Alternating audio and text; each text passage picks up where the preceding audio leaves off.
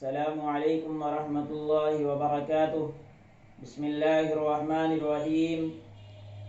ناظرین کرام، آج میں آپ حضرات کے سامنے عید الفطر کے تعلق سے کچھ بیان کرنے کے لیے حاضر خدمت ہوا ہوں۔ تو ناظرین کرام، سب سے پہلے میں آپ حضرات سے یہ درخواست کرتا ہوں کہ اگر آپ حضرات نے ابھی تک ہمارے یوٹیوب چینل کو سبسکرائب نہ کیا ہو تو سبسکرائب کر لیجئے، تاکہ آپ تک ہر نئی معلومات پہنچتی رہے۔ ناظرین کرام، آج جو میں آپ حضرات کے سامنے بیان کروں گا وہ عید الفطر کے تعلق سے بیان کروں گا کہ اس لاک ڈاؤن کے اندر ہم اور آپ عید الفطر کو کس طریقے سے ادا کریں گے، اور یہ بھی بیان کروں گا کہ عید الفطر کی نماز کو ادا کرنے کا طریقہ کیا ہے، اس کی نیت کیا ہے۔ تو ناظرین کرام، سب سے پہلے یہ مسئلہ آتا ہے کہ ہم اور آپ اس حالات کے اندر کس طریقے سے عید الفطر کی نماز کو ادا کریں۔ تو اس دور کے اندر، اس حالات کے اندر عید الفطر کے ادا کرنے کا طریقہ یہ ہے کہ ہم اور آپ جس طریقے سے نماز جمعہ کو ادا کرتے آئے ہیں اور نمازوں کو ادا کر رہے ہیں، مختلف لوگ 4-5 لوگ اسی طریقے سے ہم اور آپ ادا کریں گے۔ یعنی جس طریقے سے جمعہ کے اندر امام کے ساتھ 4 آدمیوں کا ہونا ضروری ہے، یعنی ایک امام 3 مقتدی، اسی طریقے سے عید کی نماز کے صحیح ہونے کے لیے کم از کم 4 آدمیوں کا ہونا ضروری ہے امام کو لے کر کے۔ یعنی ایک امام ہوگا اور 3 مقتدی ہوں گے تو نماز عید کی درست ہو جائے گی، اور اگر اس سے کم ہیں تو عید کی نماز درست نہیں ہوگی۔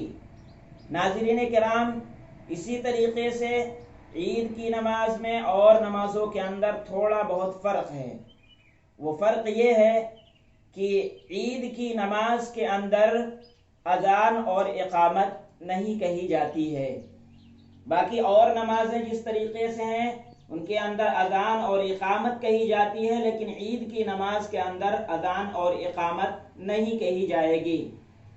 اسی طریقے سے ناظرین کرام، اگر کوئی ایسا شخص ہے کہ عید کی نماز تو پڑھا سکتا ہے لیکن خطبہ نہیں پڑھ سکتا، تو عید کی نماز پڑھا لے، خطبہ نہیں پڑھتا تو ایسی حالت میں درست ہے، کیونکہ عید کی نماز کے بعد خطبہ وہ مسنون خطبہ ہے۔ اگر ایسا کوئی شخص ہے خطبہ نہیں پڑھ سکتا تو وہ عید کی نماز پڑھا لے، خطبہ نہ پڑھے تب بھی درست ہے۔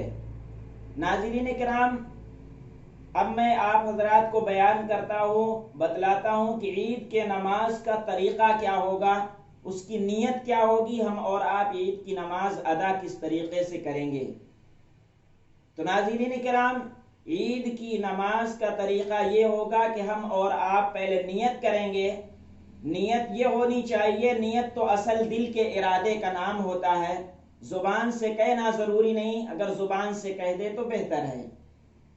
وہ طریقہ اور نیت اس طریقے سے ہو دل کے اندر کہ میں عید کی نماز ادا کرنے جا رہا ہوں، 2 رکعت نماز عید الفطر واجب 6 زائد تکبیروں کے ساتھ، یہ نیت کر لے، اور سب سے پہلے اپنے ہاتھ کو کانوں تک اٹھائے اور اٹھا کر کے باندھ لے۔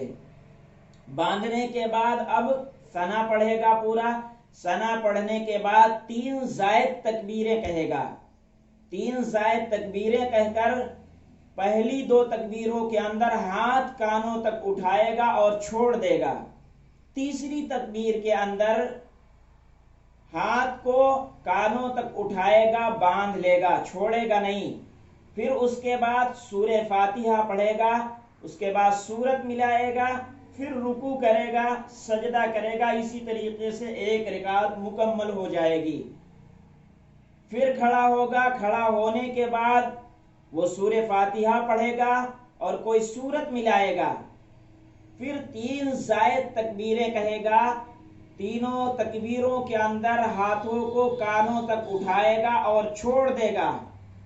چوتھی تکبیر کے اندر بلا ہاتھ کانوں تک اٹھائے ہوئے رکوع کے اندر چلا جائے گا اور پھر اسی طریقے سے سجدہ کرے گا، نماز کو مکمل کرے گا۔ ناظرین کرام، یہ عید الفطر کے ادا کرنے کا طریقہ اور اس کی نیت تھی جو میں نے آپ حضرات کے سامنے پیش کیا۔ ناظرین کرام، امید کرتا ہوں کہ آپ حضرات نے جو اس جانکاری کو سنا، نماز کے طریقے کو سنا، آپ کے سمجھ میں بخوبی آ گیا ہوگا، اور اگر نہ سمجھ میں آیا ہو تو آپ ویڈیو کو ریپیٹ کر کے بار بار سن کر کے عید کے نماز کے طریقے کو اچھی طریقے سے جان سکتے ہیں۔ ناظرین کرام، میں آپ حضرات سے یہ بھی گزارش کرتا ہوں کہ اس ویڈیو کو آپ اپنے دوست اور احباب تک بھی پہنچائیں تاکہ ان کو بھی عید کی نماز کا طریقہ اچھی طریقے سے معلوم ہو جائے۔ السلام علیکم ورحمۃ اللہ وبرکاتہ۔